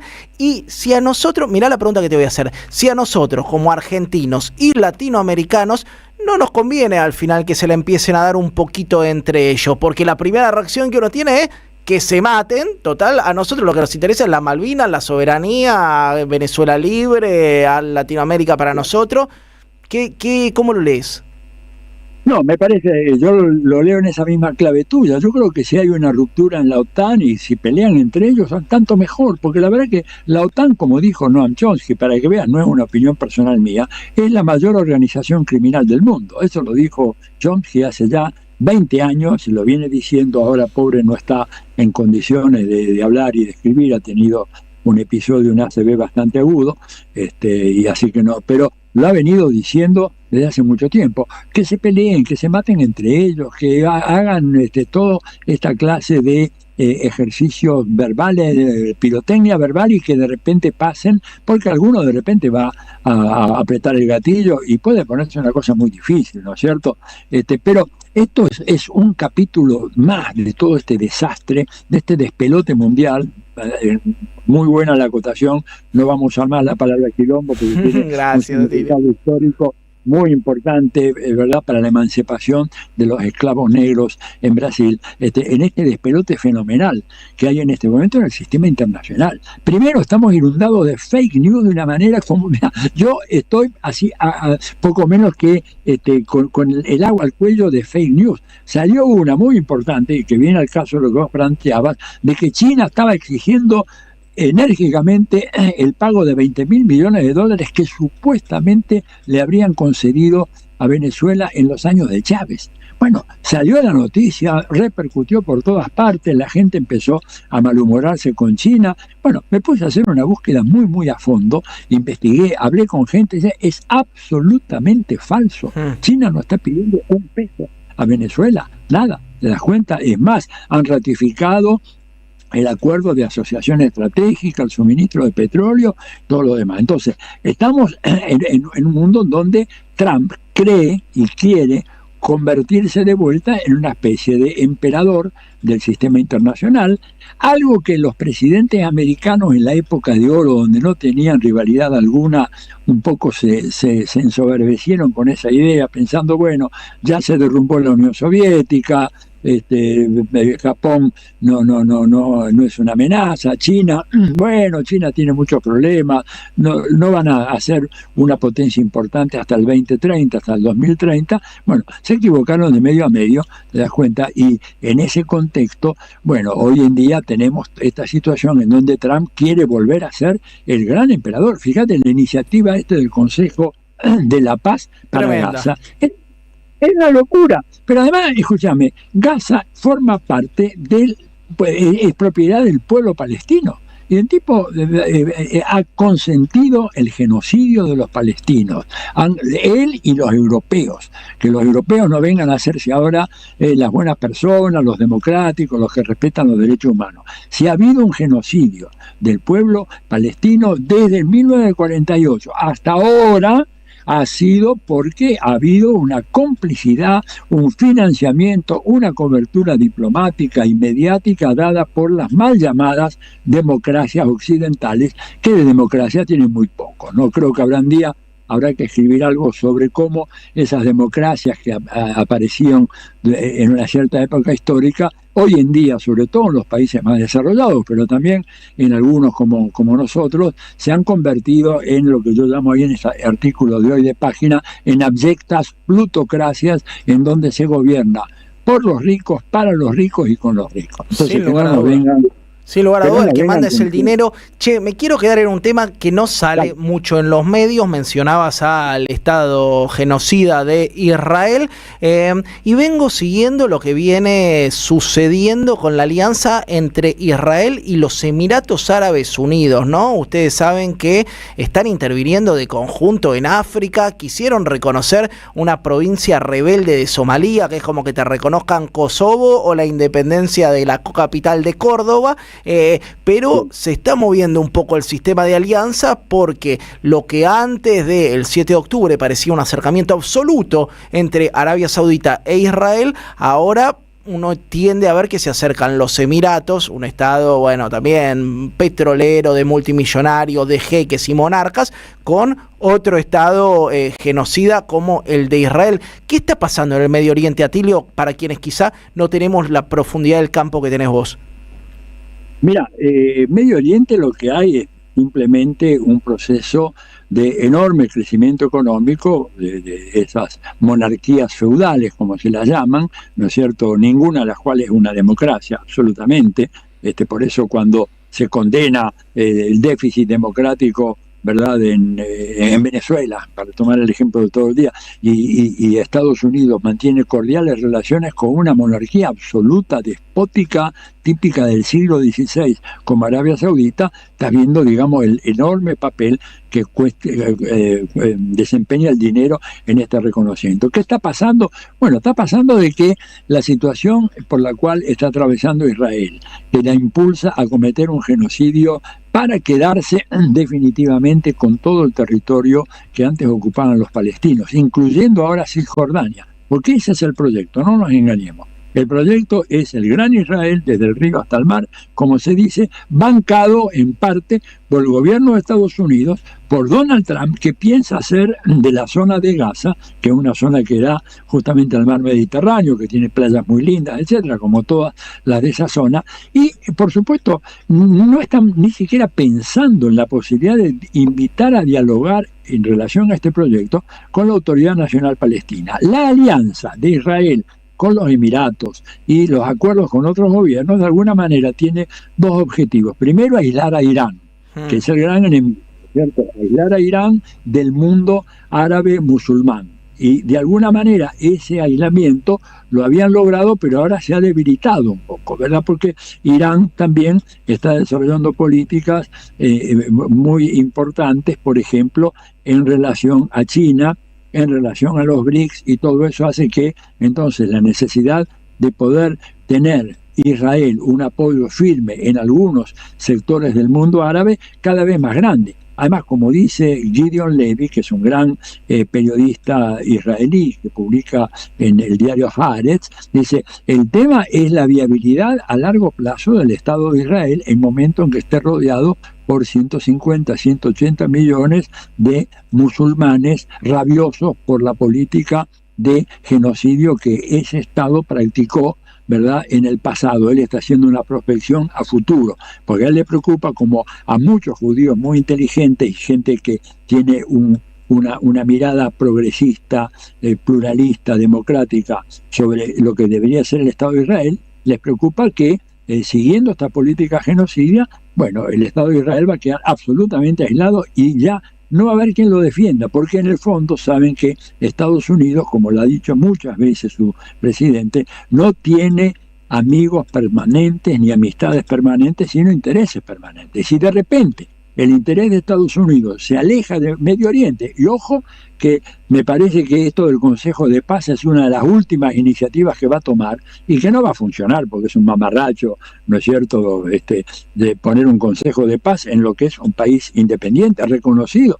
O sea, Palestina está reconocido en varios órganos del sistema de Naciones Unidas. O sea, no es que es un territorio baldío donde no hay nadie. Bueno, en ese sentido, ¿verdad? El reconocimiento de Palestina pasa a ser un dato absolutamente fundamental y que es incompatible con el hecho de que Trump diga, bueno, ahora va a haber un Consejo de Paz con 60 personajes, entre ellos el energúmeno que nos gobierna acá en la Argentina, que imagínate vos lo que puede contribuir para crear un clima realmente estable, respetuoso de los derechos del pueblo palestino en esa parte del mundo. Por eso Israel trata de anclar algunas relaciones con ciertos gobiernos del mundo árabe muy influenciados por los Estados Unidos, con acuerdos militares con los Estados Unidos, pero bueno, ahí hay también muchos problemas, porque los iraníes ya han dicho que si Estados Unidos ataca, ellos van a contraatacar a las bases que Estados Unidos tienen en los Emiratos, en Qatar y todo lo demás. O sea,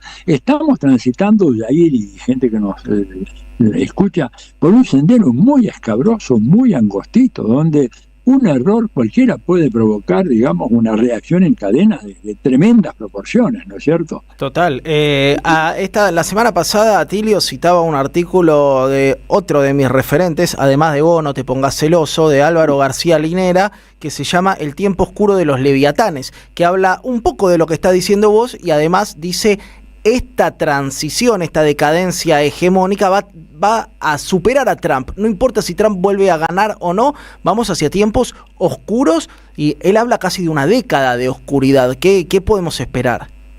Bueno, yo lo que vengo diciendo es que la transición, ¿verdad?, hegemónica ha concluido, en el sentido de que Estados Unidos no es que va a ser reemplazado, como mucha gente dice ahora, por el imperialismo chino. Esto no tiene ni pie ni cabeza, ¿verdad? Porque ya vamos, el sistema ya hoy, ya no dentro de 5 años, hoy es un sistema complejo de equilibrios múltiples entre grandes potencias económicas. O sea, tenés por supuesto Estados Unidos, que es una potencia en declinación, por su retraso tecnológico comparado con China, por su desindustrialización comparada con China. Digo, la industrialización no es tan solo un fenómeno económico, es un fenómeno de alcance geopolítico, ¿verdad? Eso ha sido así siempre. Pensemos, para graficar esto, para que nuestro oyente nos entienda, hoy en día la producción industrial de China supera a la de Estados Unidos, Alemania, Japón y Corea del Sur combinadas. ¿Te das cuenta? Entonces, están realmente muy preocupados y lo que dice Álvaro García Linera tiene razón. Este es un proceso lento, pero irreversible.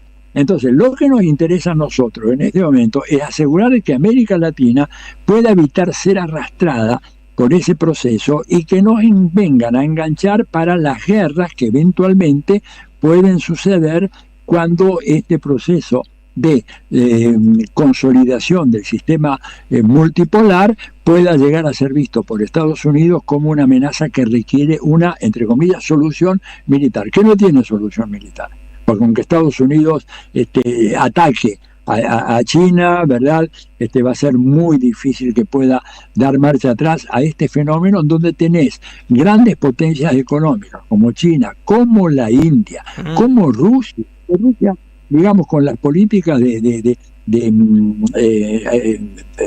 aislamiento y de sanciones que Estados Unidos ha provocado, lo que ha hecho fue favorecer el desarrollo de Rusia y su integración en este sur global con China, la India, etcétera, a la cual se le agregan países enormes como Indonesia, con casi 260 millones de habitantes, Vietnam, con 120 y 130 millones de habitantes, o sea, todo un nuevo polo que, por más de que Estados Unidos patalee, grite, amenaza, no va a tener ninguna posibilidad de volver marcha atrás. Por eso a nosotros, en América Latina, nos dan un papel fundamental para asegurar la seguridad de los Estados Unidos, la seguridad nacional y, por primera vez, ya ir en la historia, para asegurar la prosperidad de los Estados Unidos. Y eso es lo preocupante. ¿Por qué? Porque la prosperidad quiere decir que nuestros recursos naturales, nuestros bienes comunes, como correctamente se dice, son bienes comunes que tienen que ser puestos a disposición del imperio. Por eso Laura Richardson, la general aquella, ¿te acuerdas? Que estuvo acá en Ushuaia. Estuvo en Ushuaia muy bien y fue nuestro presidente a hacerle, digamos, no sé, la corte allá, o sea, que fue a hacer porque ella quería ver Ushuaia, quería ver ese puerto, quería ver los mapas, las proyecciones para el acceso a la Antártida. Todo eso va a pasar a ser de los Estados Unidos si es que los pueblos de América Latina no nos despertamos, no nos unificamos y nos sacamos de encima estos gobiernos entreguistas, coloniales que tenemos, como en la Argentina, como en Ecuador, como en el Perú, como en Bolivia ahora, digamos, y por eso es tan importante este año garantizar la reelección de Lula en Brasil, porque si Brasil llegara a caer en manos de una derecha radical, como la que tenemos en la Argentina, bueno, nosotros como continente estaríamos dando grandes pasos hacia atrás, ¿no es cierto? Un lujo como siempre, Atilio. Si querés, para la semana que viene, si estás, hablamos del calendario electoral de este año. Nombraste 3 paradas duras, fieras, como Brasil, Colombia y Perú. Así que si estás, te comprometo a que hagamos un breve repaso de cómo venimos en cada uno de esos lados y qué escenarios se abren. Será un placer estar el martes que viene con ustedes, con vos, con tu audiencia, así que contá conmigo. Un lujo como siempre, Atilio, hermoso compartir contigo el aire y por supuesto que esta columna queda guardada por si la quieren recomendar, compartir o mandársela a un amigo gorila para que entienda lo que está sucediendo en el mundo. Pasaba el profesor Atilio Borón por la Radio de las Madres. Abrazo. AM530 Somos Radio. Vení a conocer la provincia de Buenos Aires. Turismo todo el año. Provincia bonita Argentina. Más información en buenosaires.tour.ar. Gobierno de la provincia de Buenos Aires. Yerba mate La Buena. Conserva el aroma y sus propiedades de origen. Libre de gluten, buena calidad y buen precio. Toma mate y seguí escuchando la 530 con Yerba Mate La Buena, tu compañía de vida y buenos momentos. Patria Mama, vitrales y esculturas de Héctor Chianetta, con prefacio del Papa Francisco. Un libro a todo color y de gran formato, con cientos de reproducciones que nos muestran vitrales y esculturas que expresan la comunión de la luz con la Madre Tierra.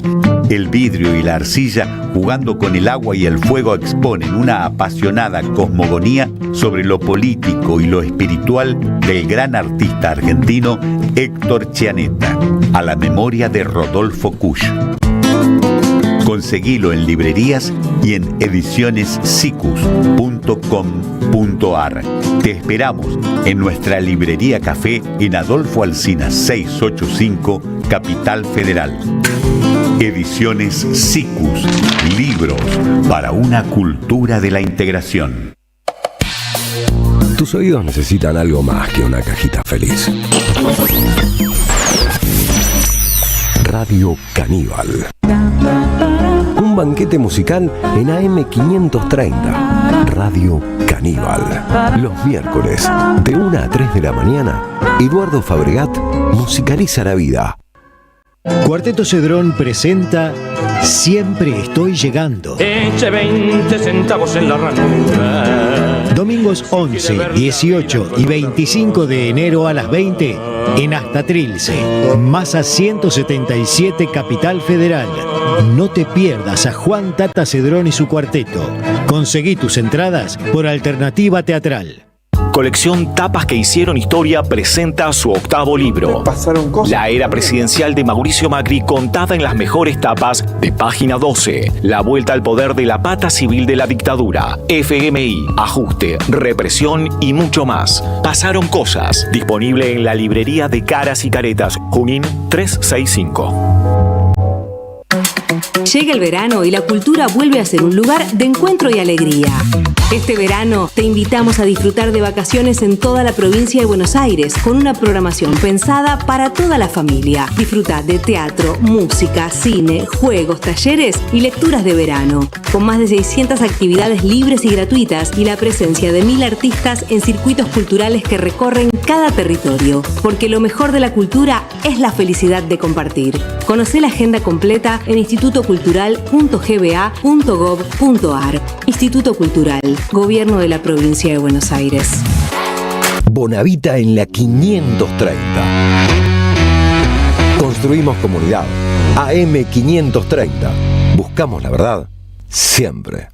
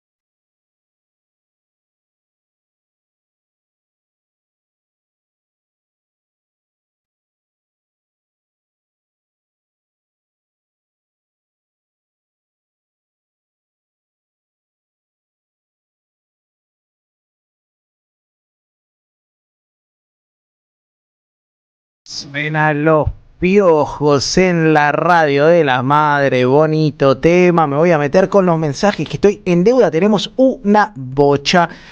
Hola Y, muy lindo el programa, me encanta que me digan Y, me da medio, ¿viste Dostoyevsky? Es Dostoyevsky el que escribe, ¿no? Con las iniciales, los nombres de los personajes.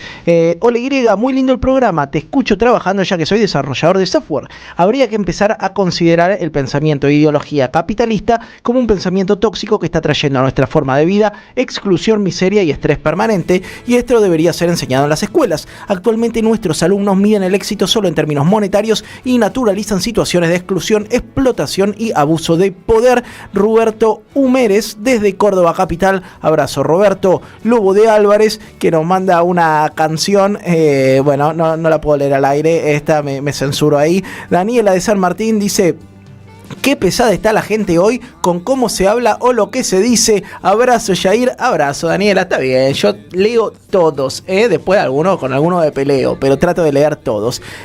Acá me dice, bueno, mandan un audio y dice que Caetano Veloso aborda algunos de estos temas en sus canciones. Liliana dice: soy Liliana de Tucumán, les quiero compartir este link que abrirá un mundo de autoayuda para la problemática del consumo, resignificando el sentido de la vida, y comparte un link que si lo quieren buscar se llama Yo Fui Adicto y estos fueron mis aprendizajes en YouTube. Acá dice: los oyentes son de la Federal, ¿drogas para qué? Bueno, Male y Fleco, ¿se acuerdan? Qué personajes nefastos, Male y Fleco. Nazareno de Parque Patricio dice: ¿cómo anda Jair? Buenas tardes. ¿Cuántos porros por día sería consumo problemático de marihuana? Yo no te voy a diagnosticar, negro, para mí, si ya te fumaste 4 porros, ya capaz que podés aflojarle, comete no sé, un tecito con galletitas. ¿La prohibimos, la regulamos o hacemos obligatorio su consumo? Consumir LSD alguna vez en la vida debería ser obligatorio. Por ejemplo, si no te tomas una pepa, no te entregan el título universitario o no te renuevan el registro de conducir o el pasaporte. Bueno, Nazareno, me parece una opción valiosa. ¿Alguien fuma marihuana acá? No, nadie. Último, y después seguimos porque tenemos nota, dice Aldo. Jair, valiosa nota sobre adicciones, gracias. Un abrazo grande de Aldo de Constitución. Ahora me meto con el resto de los mensajes, que tengo un montonazo, pero vamos a hablar de un tema que no está saliendo mucho en los medios. Vos viste la película de Belén, ¿no? Que es una película impresionante sobre el laburo de la abogada Soledad Eza, de una mujer criminalizada por un aborto, una emergencia obstétrica. Bueno, hay otra Belén que se llama Paola Ortiz y que lleva 13 años, escucha bien, 13 años presa por una emergencia obstétrica. Estamos en contacto con Julia Luna, que es abogada e integrante de Católicas por el Derecho a Decidir, que nos va a contar un poco la situación de este caso. ¿Qué tal, Julia? Jair Sibel te saluda desde la Radio de las Madres. Jair, ¿cómo están? Tal cual como vos decías, es un caso similar al de Belén, pero también tiene sus diferencias. Sí se asemejan en que ambos casos son de criminalizaciones de emergencia o de eventos obstétricos. En el caso de Belén fue un aborto espontáneo y en el caso de Paola fue un parto en avalancha. Paola Ortiz es de Villanueva, la condena es de la Cámara Correccional Criminal de Villa María del año 2015, que fue confirmada por el Tribunal Superior de Justicia de Córdoba en el año 2017. Julia, perdón que te interrumpa, pero se te escucha un poquito lejos. ¿Estás en altavoz o con auriculares? Sí, estoy en altavoz. Sí, ahí que te lo quitaste te escucho con mucha más claridad. Bueno. Me acerqué un poquito más al teléfono. Dale, perfecto, ahí se te escucha mejor. Bueno, perfecto, disculpa. Bueno, como te decía, Paola tuvo un parto en el año 2012, fue el parto en avalancha, que se dio en una situación de extrema precariedad, de extrema vulnerabilidad. Fue en situación, parto en avalancha significa que es rápido en cuanto la velocidad de las contracciones en las que se da, y es un proceso involuntario, biológico, que no te permite acudir en búsqueda de ayuda, ni acudir al hospital, y entonces se da en este contexto de emergencia. Además, ella estaba con el cuidado, digamos, de su hijito de 5 años, en un domicilio prestado, porque no tenía para pagar el alquiler, en una situación de violencia de género, ya que, digamos, sufrió violencia de género por su expareja, con quien tuvo hijos, y también con su ex suegro, que era con quien ella vivía. Es decir, toda una situación y un contexto de absoluta y extrema vulnerabilidad, que no se estudió, que no se analizó y que no se investigó en el momento de la condena. A ella la condenan a cadena perpetua por homicidio calificado por el vínculo, como te decía, en el año 2017, y la sentencia es absolutamente misógina, absolutamente racista, discriminatoria, no aplica, digamos, estándares de la objetividad en cuanto al derecho, ni hablar de la perspectiva de género, pero no aplica principios básicos como el principio de inocencia, que debe regir en el derecho penal, que significa que, digamos, toda persona es inocente hasta que se demuestre lo contrario. Hay una ausencia y una deficiencia en cuanto a pruebas, hay una ausencia absoluta de pruebas. A ello se la condena con una prueba deficitaria, que es un informe médico forense que da cuenta que no se puede aseverar el nacimiento con vida de su bebé, y digamos, esto es gravísimo, porque si no nació con vida no hay delito, y claro, se le condena por homicidio. Y no solo que se le condena por homicidio, sino que se le condena a una perpetua, cadena perpetua. Ella hace 13 años que está presa por esto. Nosotras, cuando la conocimos desde la Guardia de Católicas por el Derecho a Decidir, es que decidimos ir a verla a la cárcel de Bower, que es donde actualmente está, la cárcel de Córdoba, y presentamos un recurso de revisión para que se revise la condena en el año 2024. Antes del perdón que te interrumpa, Julia, antes del 2024 nadie había apelado esta barrabasada. Digo, también intuyo que la defensa de Paola fue bastante floja, sin ser abogado.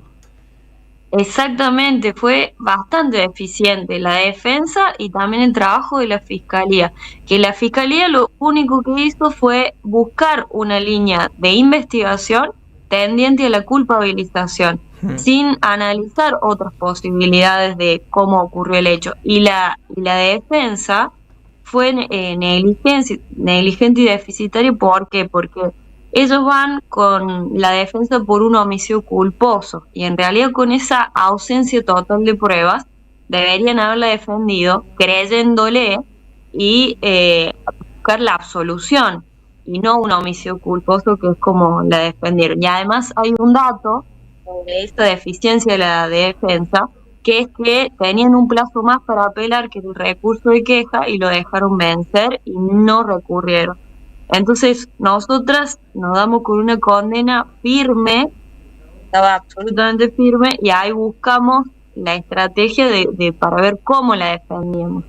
Entonces ahí fue que decimos un recurso de revisión con prueba nueva, para que era una alternativa que teníamos dada la gravedad del asunto, y presentamos ese recurso en el año 2024. Acompañamos una prueba nueva, que era un informe técnico de un perito ginecobstetra, que es Estela Maris Manzano, en el cual ella documenta que por los informes que hay incorporados médicos en el expediente, ha sido un parto en avalancha, y documenta esta urgencia en la que se producen este tipo de partos, y que no da tiempo de salir en búsqueda de ayuda, de ir al hospital. Y estas son cuestiones biológicas de salud que la justicia tiene que incorporar al momento de investigar este tipo de hechos, porque no puede ser una condena terriblemente arbitraria, sin una investigación que dé cuenta de una objetividad en el proceso penal. No, totalmente. Le dieron más años a esta mujer que al femicida de Natalia Melman, por ejemplo, y estaba leyendo una nota, la nota del Grito del Sur, que se llama La Otra Belén. Paola Ortiz lleva 13 años presa por emergencia obstétrica, que dice: al momento de los hechos, Paola tenía 3 hijos, no había terminado la escuela secundaria, vivía en una habitación prestada y no tenía un trabajo formal. El embarazo y el parto ocurrieron en absoluta soledad, sin recursos materiales ni apoyo emocional, y que además, lo que vos decías, atravesado por un contexto de violencia de su expareja y de su suegro, ¿no? La verdad, todas situaciones adversas, y el sesgo de la justicia, del poder judicial, que de este país, está en la radio Las Madres, uno no espera nada, la verdad, y bueno, termina nuevamente decepcionándonos en un caso de una mujer pobre, sola y con un claro sesgo patriarcal, ¿no? Exactamente. Y te corrijo algo de esa nota. No terminó la escuela primaria, repitió 3 veces el tercer grado, y en la sentencia a ella, digamos, le acusan de no haber cortado el cordón umbilical y de no haber prestado asistencia médica. Y esto es terrible, porque se le pide que conozca el proceso del parto a una persona que no terminó el tercer grado. Y ahí es, y también otra cuestión que aparece en la sentencia, se la nombra como multípara, que había tenido otros hijos antes y por lo tanto sabía cómo parir, y eso se lo toma como indicio de culpabilización. Y en realidad esos otros 3 partos fueron en un contexto de un hospital, con personas de la salud que la atendían y que la acompañaban, y no se dio, digamos, en situación de emergencia como este parto puntual. Entonces, que esto habla también del desconocimiento de la justicia, de estos procesos biológicos, de los partos, de los abortos que atraviesan las mujeres y de cómo se dan estas situaciones. No todos los partos son iguales, no todos los abortos son iguales, no todos los procesos biológicos y gestacionales son idénticos. Y ahí tiene que estar la mirada objetiva de la justicia, de decir, a ver, ¿qué pasó acá? ¿Qué ocurrió y cómo se dieron los hechos antes de criminalizarla, ¿no es cierto? Total. Por eso, como vos nombras, Belén, y cuando salió la película, que si no me equivoco fue el 18 de septiembre del año pasado, es que decidimos, aprovechando ese empujón, poder salir a contar el caso a partir de noviembre del año pasado, y fuimos a Villa María, porque Paola es de Villa María, a ver si alguno de sus hijos quizás se acercara con una actividad que hicimos y que también fue visibilizada en los medios de ahí locales de Villa María. No se acercó ninguno de sus hijos y tampoco ninguno de sus hijos ni sus parientes fueron a verla ni le visitan actualmente en la cárcel. Y eso también da cuenta de las relaciones de género, ¿no? Porque esos 3 hijos estaban en cuidado de su papá y nunca los llevó a la cárcel a que le visitaran a su mamá en estos 13 años. Tremendo. Che, te quiero agradecer, Julia, por esta comunicación sobre el caso de Paola, por visibilizarlo. Y bueno, esta es la Radio de las Madres, tenés un micrófono abierto para cuando tengamos novedades del caso, que esperemos que sea la libertad, la revisión de la causa para Paola Ortiz. Gracias por tu tiempo.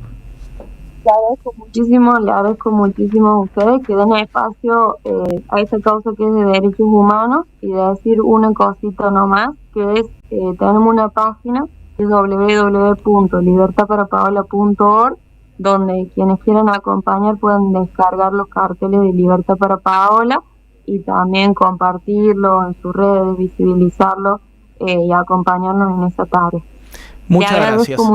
Gracias a vos. Hablábamos con Julia Luna, que es abogada, integrante de Católicas por el Derecho a Decidir, sobre el caso de Paola Ortiz, 13 años presa por un aborto.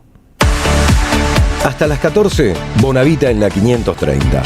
Construimos comunidad. Buscamos la verdad. Siempre.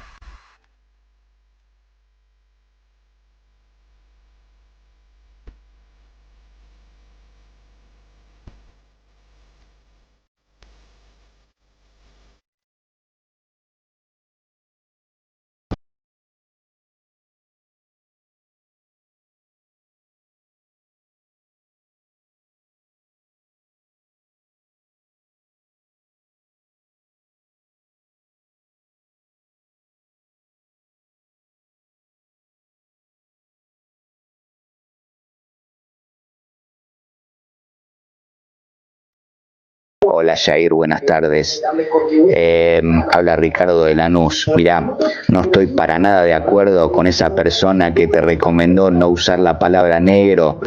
Depende del contexto. A ver, no sé qué tiene de malo, por ejemplo, si tuviste un mal día en el cual te salieron mal las cosas, decir tuve un día negro. A ver, no sé qué tiene de malo. Esa persona está totalmente equivocada. Hola Jair. No cambies nada, seguí como sos porque sos un encanto. Se te entiende todo lo que decís, sos muy claro cuando hablas y cómo pensás. Silvia de Belgrano.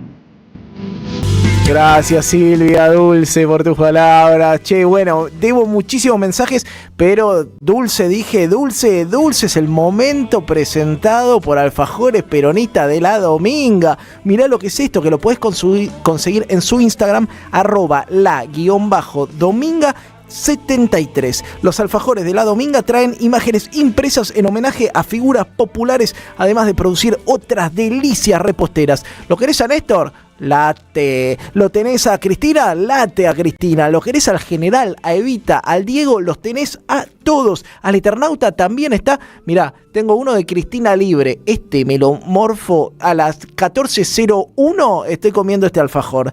¿Querés hacer un pedido? Muy fácil. @la_dominga73 son ideales para regalar, compartir y celebrar al pueblo en desayunos y meriendas con los alfajores populares de La Dominga. Me meto en los mensajes porque sé que estoy en deuda. Vivi de San Fernando, fiel oyente, dice: Jair, pregúntale a Ariel, por favor, si la estigmatización no es intencional, para no tratar el tema como una problemática de salud mental, porque conviene la penalización a raíz de la nota que hicimos sobre drogas y consumos problemáticos. Carolina de Zapala dice: hola Jair, excelente la entrevista sobre drogas. Yo creo que además de las sustancias hay otras drogas como el trabajo, las compras compulsivas, el sexo, montones de cosas que generan adicción. Me dijo una vez un gran profesional de la salud mental: nunca es la sustancia, es la relación que tenemos con ella. Aplausos por el abordaje de la problemática, clarísimo y sin tapujos. Felicitaciones, Carolina de Zapala. Gracias, Caro. Eusebio de la Ferrere dice: sin drogadictos y con gente educada se quedan sin votos los peronistas. Eusebio, déjate de joder. Yo voy a votar sin haber consumido droga y siempre suelo votar lo mismo.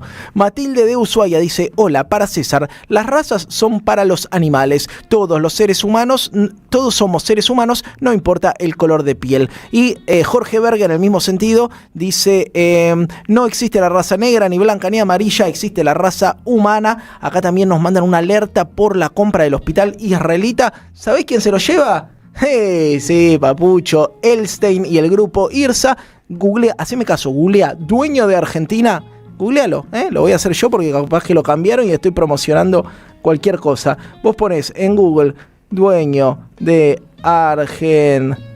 Estoy tipeando cualquier cosa. Dueño de Argentina y te sale Eduardo Elstein. Ahí lo tenés. Alicia de Boedo: hola Jair, porfa, ¿me podés pasar el apellido de Ariel de Ciencias Sociales? Impresionante el análisis. ¿Cómo que no? Se llama Ariel Parajón y es politólogo, coordina la diplomatura de Políticas e Intervenciones de Drogas y Derechos Humanos en las Facultades Sociales de la UBA.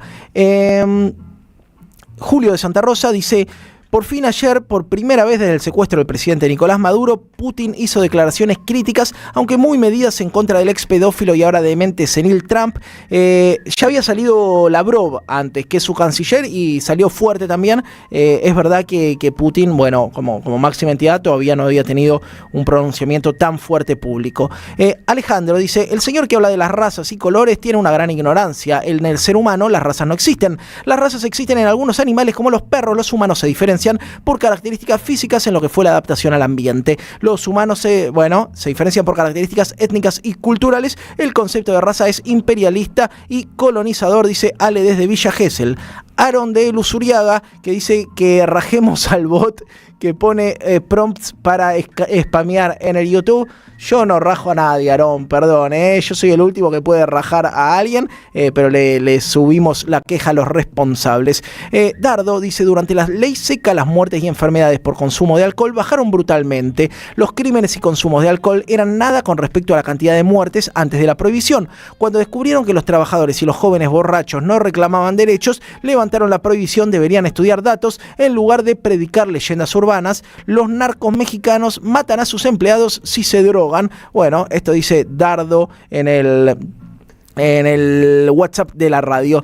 Tere dice: Atilio, adecúan la democracia a su propia idiosincrasia. Un abrazo grande, Marité. Lujazo, Atilio, nos dicen por acá. Jair querido, a veces, muy de vez en cuando, me hago una pregunta que tal vez pocos se hagan.